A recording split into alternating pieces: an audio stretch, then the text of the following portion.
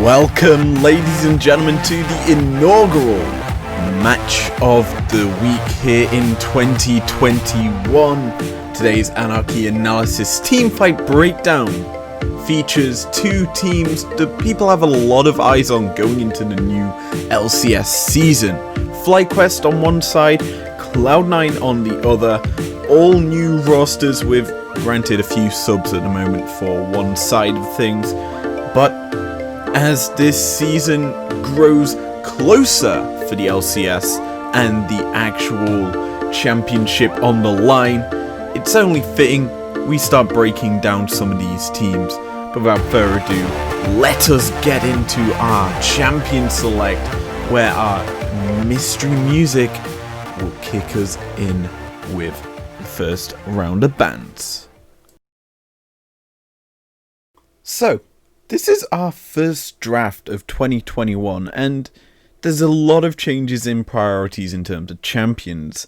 Now, bans coming out from Flyquest and C9 are going to look very unique in terms of how they're useful in terms of champions, and we'll go through Akali, Kaiser, Olaf on the side of Flyquest being banned out. C9 removed a Renekton, the Pantheon, and a Taliyah. Now, let's go over these individually, because there's a lot of things to discuss here. And I think the best place to start with is on C9's side of things.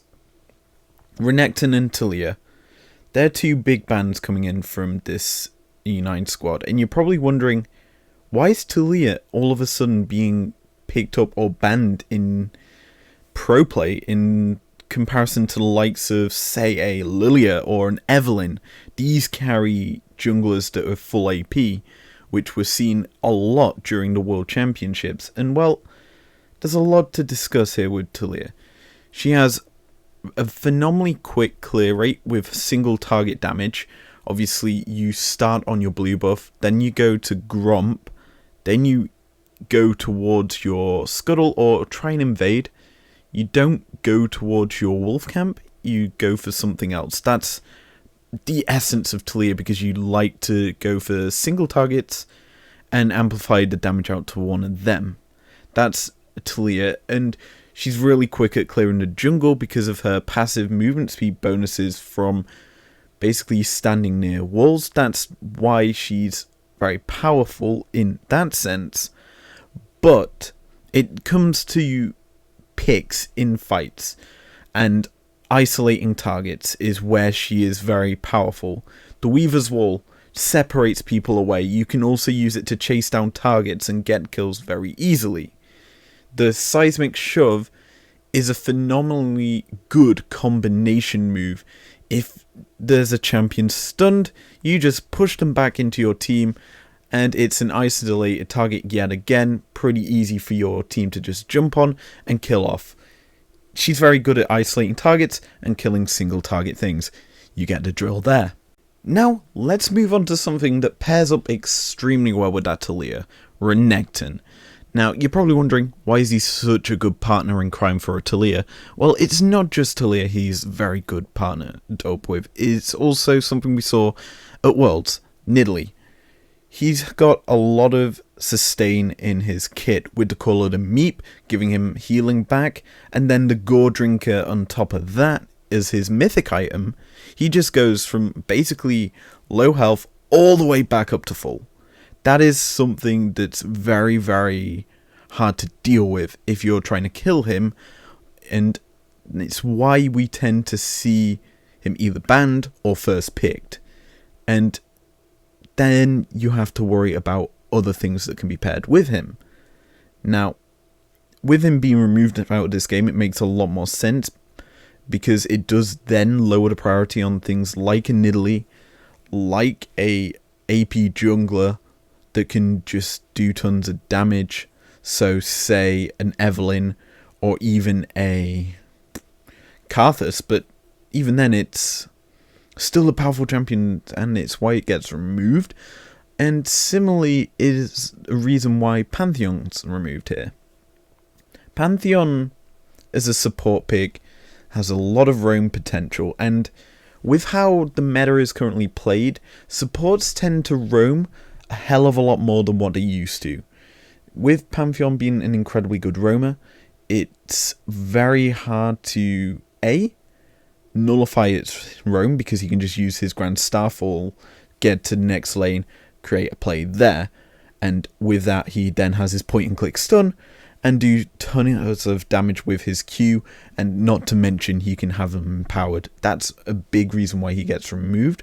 Moreover, the reason why I'm amplifying about the roam and why supports roaming a bit more, they want to give over solo experience to their ADCs. They want to keep them relevant in the game, and they don't want them to fall behind tempo, because picks like Kaiser, picks like Jhin, picks like Aphelios are coming back into the meta because they do tons of damage now with the new items. So you want to be hitting them item spikes quicker and being a lot more prevalent in team fights, and it's why supports are roaming a hell of a lot more, and also setting up vision for the team so that the junglers can also get more XP and create plays for the team. It's a knock-on effect as to why supports are roaming a bit more now, and it's a reason why Pantheon's removed. Now, looking at the side of Flyquest and their bans, we'll start from their last ban all the way to their first one. Olaf, why is he banned? Similar reason to, honestly, Renekton, is Olaf has a ton of sustain in his kit, with the W granting him health back every strike he hits. So obviously you build a lot of attack speed, but he also goes for a Gore Drinker, and Gore Drinker Olaf is probably, I'd say, better than Gore Drinker Renekton, because of the fact that Olaf can basically ignore the CC that's been put on him, whereas Renekton has to deal with a lot of CC because he's more than likely going to be focused a lot more heavily than an Olaf, because it's so much easier to just stun the Renekton than the Olaf. And Olaf is essentially, in the current meta, an assassin because of the amount of damage he can pump out with his tools, and his Q cooldown being extremely low. It's just very good as a champion. Lastly, we can discuss the other two bans, Akali and Kaiser. We'll start with Kaiser. Kaiser is kind of this premier ADC in the current meta because of the item changes. She's risen to priority because there's now a mythic item that grants a dodge for ADCs. Now, an ADC with dodges is very hard to deal with, especially considering the fact that she already has a built-in dodge with the Killer Instinct ultimate. Now, I don't know about you, but that's a very powerful thing to have, and she also, I believe, has a lot more power with her item build being incredibly different to what it used to be. She can either go kind of a bit more AP and do tons more damage that way, or she can go full whack-a-stack of AD and just pump out tons of damage with item haste and ability haste readily available to champions now with runes. She's going to be just extremely powerful, and it's why she's been removed off the field here. Similarly with Akali. Now, the big thing for Akali coming into this year was she lost her Gunblade, and Gunblade was basically a core item needed for Akali to be powerful. That being said, Omnivamp items were added into the game. The Leecher, I don't remember its full name, but I know it's a Leecher, just does tons of work. It just gives so much, basically, lifesteal for every spell that she casts. It's kind of hard to deal with as a champion, and she basically just all the way back to full health if she gets free time on the minions. Now, I don't know about you, that's kind of good, especially now that there's runes that give Omnivamp. Revenue's Hunter is now fully Omnivamp, which is in the red tree of runes, and you also have the likes of Fleet Footwork in the Precision tree. And then you've also got the presence of mind changes that came in last year that give you energy fully refunded if you get a kill, as well as a little bit extra added into your energy bar because you did such a good job at killing the person. You get more energy. Now that's a very powerful thing to have, and it's why we're seeing Akali being banned out incredibly often. Okay, so we get into our first round in picks, and immediately it's a lock-in of a Nidalee. Now, this is very powerful for me because obviously I was hyping up about the Nidalee Renekton combination during the ban phase, but she still works very well without having a Renekton because there is some other champions that provide tons of CC in their kit, and they can be in the forms of their supports. That's what we'll get to in a minute. But Nidalee has a lot of damage with the Q. She throws it from long range, healing, doing tons of damage. But she also could go for a more supporty build with the Moonstone Renewer and the water item, Staff of Water, Staff of Blessing, whatever it's called. Go down with that route. You can be the support that just heals your team for tons of health. That's one way you can play her. And it's very powerful as you can just keep buffing up, say, your mid laner, giving them AP, and they're not just going to be a little sitting duck that does very minimalistic damage. On the other side of things, C9 go for the Kindred as a counter to Nidalee, which is a standard sort of thing, because Kindred into Nidalee favors, I believe, the Kindred, because Kindred can technically outrange the Nidalee, but it's more important that she has that Lamb's Respite so that she can just nullify the ability to kill targets that Nidalee has when she tries to jump in on them. So you just pop the Lamb's Respite as Nidalee has probably thrown a spear, done chunks of damage to your team, and then jumps in to try and execute. Boom, Lamb's Respite. Nope, she's not getting a kill there, and more than likely she will die instead. That's why you tend to see this Kindred, plus it's an AD champion instead of the AP jungler that Flyquest has gone for, and as such, it does mean that there's more options for the likes of a Galio to come into the mid lane, or even the support pool, who knows, it could go there. But Galio is such a strong champion at the current meta, because of the rocket boost item. He's just able to get in, do tons of damage with its first activation, plus the extra movement speed he gets, so that taunt is going to land more than likely every single time he uses it, and as such it allows the rest of his team an easy chance to collapse in onto the carriers of the enemy team.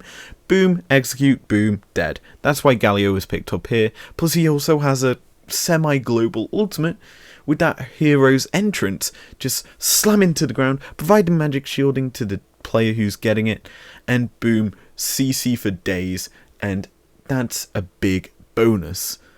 On the Flyquest side of things though, they decide to lock in their entire bot lane.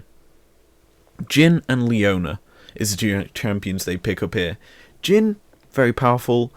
You have to be very wary of his fourth shot nowadays, as he goes towards the Eclipse now as his item. He can technically go for a Kraken Slayer, say, but that's not as useful, I would say, on a Jhin, because the third shot gets power instead of, say, the fourth shot, which is something you want on Jhin, is his fourth shot being the crit kill. Yeah, you do see the Eclipse more than anything on a Jhin, and Eclipse just is a ton of lethality with the serrated dirk start to the build, and also the extra damage from the basically bonus of the item. Paired alongside though that Jhin is a Leona, and this is what I was hinting to earlier about the Nidalee, that there's supports with a high amount of CC that can allow her to function the same way that a Renekton would. Leona, incredibly bulky, tend to go towards maybe a Sunfire Aegis, so you A, have burn damage onto the enemy team, stopping them healing as much. That's very useful. You also have tons of health, but what's more important about Leona is the amount of CC tools she has. Xerath's Blade, her Q, and then the Solar Flare just is 3 CC tools that are very hard to avoid. Because once she lands that Xerath's Blade, she's going to be on top of you. That's an easy shield of Daybreak, her Q. Boom, you're stunned. And then Solar Flare on top of that, just to add insult to injury. There you go, you're stunned up for days. Boom, what's that? Nilly Spear hits, oh, you're dead. Yeah. That's the essence of that combination. However, the last pick for C9 in this first round of picks is a Camille. A combo champion with Galio. Why is it a combo champion with Galio? Well, she has an ability called Hexaculmatum. Hexaculmatum just gets channeled onto a target, locking them in a grid of pain. Essentially, you're dueling Camille and you are not in a winning matchup. She also has the ability to dodge out abilities with the Hexaculmatum because she activates it, goes into the air, that dodges abilities, and boom, she lands on top of them. They're in a grid of pain, and Galio can just come in with the hero's entrance on top of them, providing a magic shield to Camille, and a very easy knock-up that's more than likely guaranteed. Now it's time for the most critical ban phase yet. Jax, TF, Samira, and Syndra banned by each team here. And this is very interesting. Jax is banned out because it's a huge counter to Camille. So C9 removed out of the field as they don't want the counter-striking Jax to just pop counter-strike, avoid pretty much all of the attack damage that Camille pops, and just making him very powerful against her. Plus, he has incredible scaling and will probably outscale the Camille into the later parts of the game. As for the TF, I'm actually surprised it was not first round picked by either team here, as TF has incredible roam. He's kind of this very strong eco gaining champion in the current meta who just is very hard to deal with because you've got a guaranteed stun. That's why teams like this sort of pick, because guaranteed stuns are very hard to avoid, and as such they just get tons of damage popped out. Lastly, the 2 bans from Flyquest. Syndra, it's a crowd controlling mid laner. Just as Scattered Weak has too much power, she has tons of damage with the Unleash power, and then the orbs coming out is just very hard to deal with, and she just harasses lane considerably, and it's one of the big reasons why she does not get seen in this game. Similarly, Samira, a very strong laner. Well, I say laner, she gets more power in teamfights, but she has a lot of laning power with her basically mystic shots. Her Q is essentially a mystic shot, but can be varied between ranges, and on top of that, she's very strong at killing things. She can just go in with that E, slice through, get up her style up to S, if she can. Obviously it's kind of hard to do that sometimes, but if she can, pop the ultimate, it's a free cast pretty much, and she just gets easy damage down and kills you, and all while healing. Yeah, that's one of the big reasons why Samira is very powerful, and one of the reasons why she's getting removed off the field here. Now it's time for the last 2 picks from either side. Starting on C9's side of things, they play this incredibly smart. They lock in their bot laner before Flyquest do, because the pool of bot laners is incredibly small at the moment, with the likes of there being only really Aphelios, Jhin, MF technically, Samira, and Kaiser, only realistically ones being played right now. MF gets locked in for C9. She's kind of this more supportive ADC instead of the likes of the full damage ADCs. Reason being is she can just use that, basically her ultimate, to just spray down targets. That's basically her use. And with the Galio, with the Camille, who lock up targets incredibly well, that's kind of one reason why you'd go with the MF. Plus, With a Kindred as well, you can pop the Lamb's Respite on top of the MF, so if she's basically stationary with her ultimate, you have the Lamb's Respite there to just keep her alive, and she casts that ultimate, and the bullet time doing tons of work. That's essentially the aspect of this team comp that people don't tend to see, is how these champions synergize.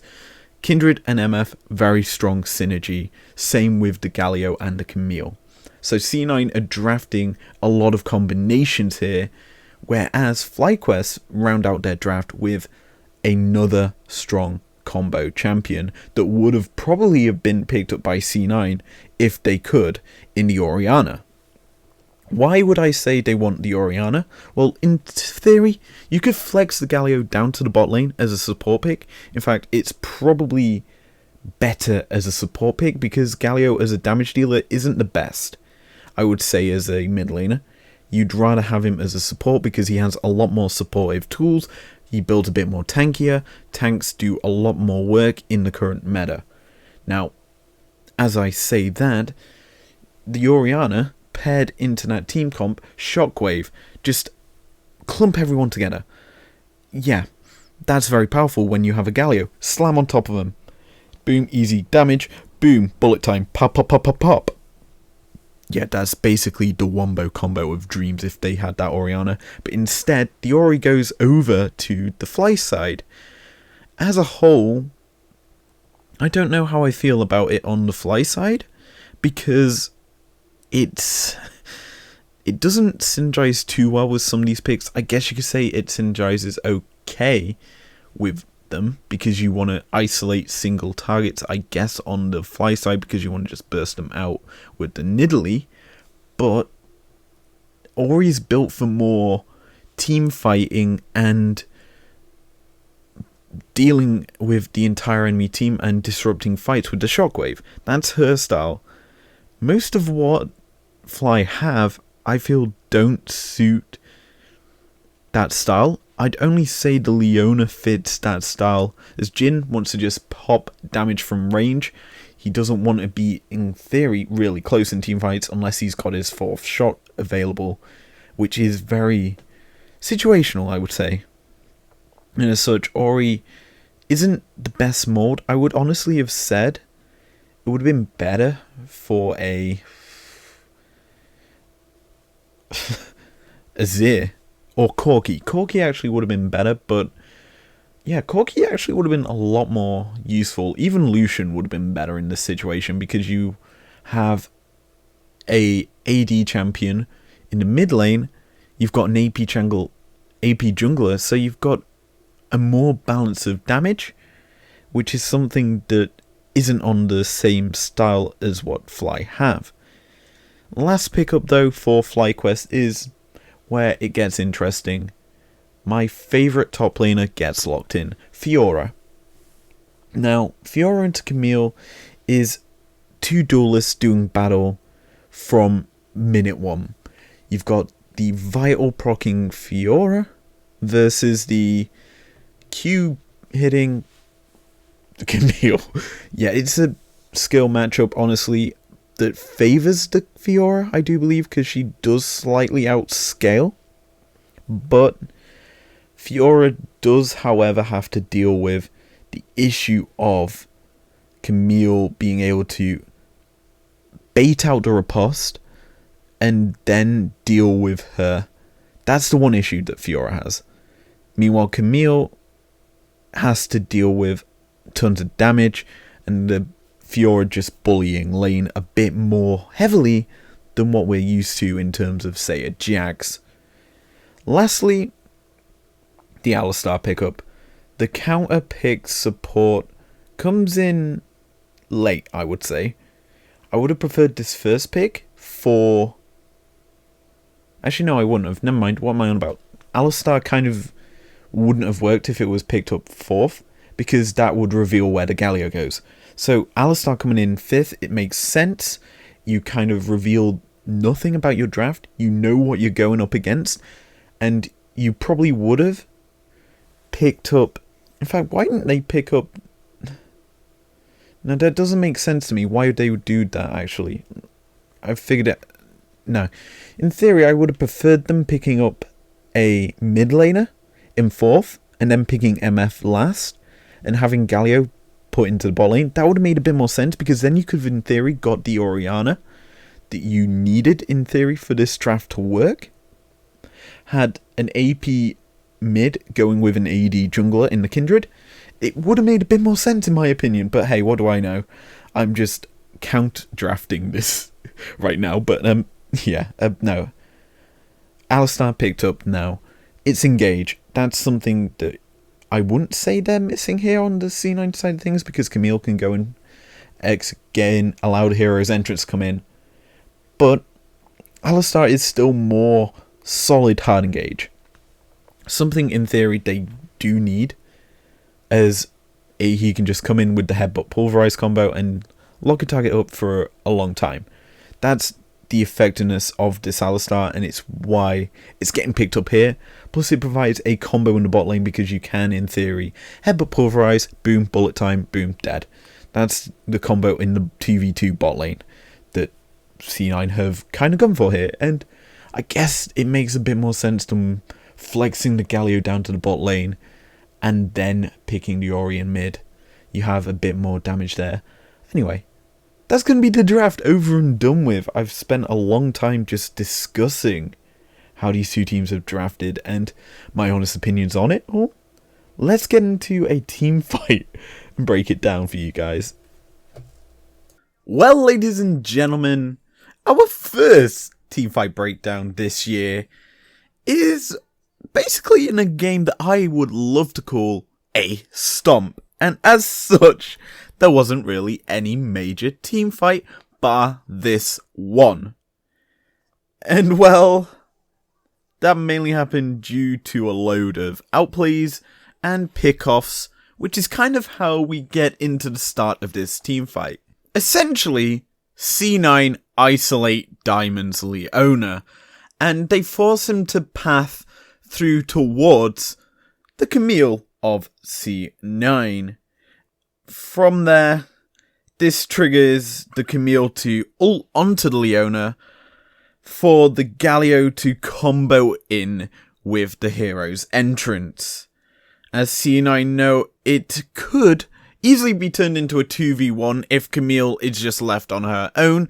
As such, that's why the Galio goes in, because Fiora is in vision of C9 and could quite easily just come in from the bot lane where they are and turn it into an uneven advantage for Flyquest.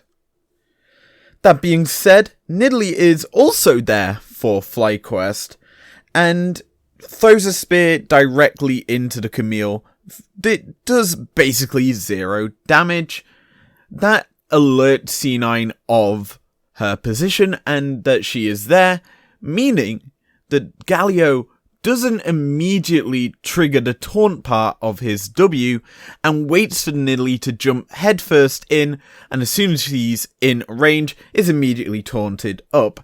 Now, with her unable to do anything, it means that the Camille and the Galio get free reign to execute off the Leona, while Nidalee is stranded helpless. Now it comes down to a bit of fancy footwork from the Nidalee, as she tries to buy time for Fiora to get in and focus the Camille, immediately propping the vital machine onto the Camille. She only lands 2 of them before the body blocking Alistar reaches the fight and is able to just CC her and execute her off from that fight, keeping the top laner for C9 alive. Lastly, I'm just going to point this out. Look at the pathing from Blabber.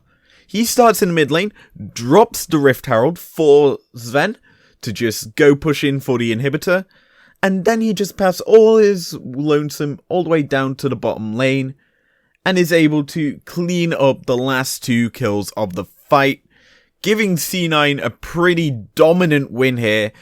Killless Flyquest, and yeah, pretty big win for C9 in this tourney, and Flyquest kind of a disheartening performance for their first game of the second day of the tournament.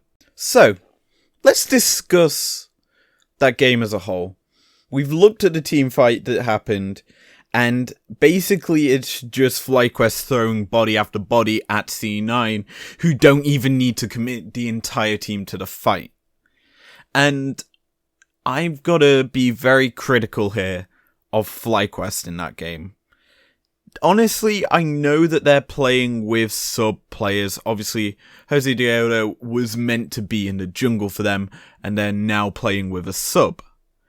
But, and this is a huge but, they're not working well and gelling as a team because of the fact you've got Diamond being countlessly caught out in this series, and in the other 2 games that Flyquest have played this week, his positioning has been suspect, and he's been punished heavily because of it.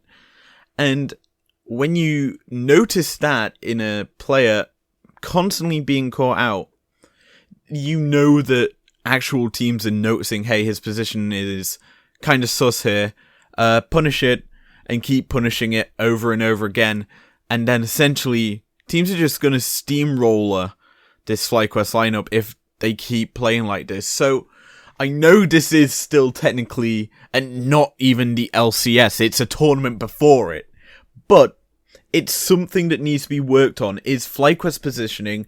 Their team fight communication, I would say, is one thing, is there was only one team fight in that game, but it was a systematic collapse of Flyquest throwing body after body. First one was literally Leona being forced into the Camille and picked off. That was the first part of the fight. Second part was Nidalee trying to protect Leona to try and give her backup. Fiora hadn't even moved to the fight yet, and she could have probably made it in about the same time it took Nidalee to get there. That's the sort of issues that we're having. Jhin was not in range to provide any sort of support in that fight. He managed to get back to base and defend it for a few minutes, but even then, that fight was honestly avoidable. Like, the pathing from Leona, where he went literally all the way round the red buff, he didn't go back towards his team, instead went towards the Dragon Pit. That's the sus issues that we have to be worried about, and I honestly don't know if Flyquest can adapt through these 3 weeks, because let's be honest, they've got 3 weeks to fix everything before the start of the LCS, and I'm not sure if that's an easy fix. Whereas we look at the C9 squad, yes, they've got probably one of the biggest names in the West in Perks join them this year, and Perks is already chatting shit on every player in the league, and I'll be honest, he got shut down immediately game 1, but he's still a phenomenal player. He has to be respected in that mid lane, and he shows why he's so strong, because he can play so many different things.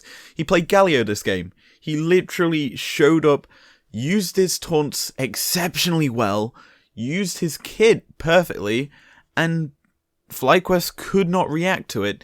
And he picked a team fighting champion that didn't need to team fight. Like, he did his job.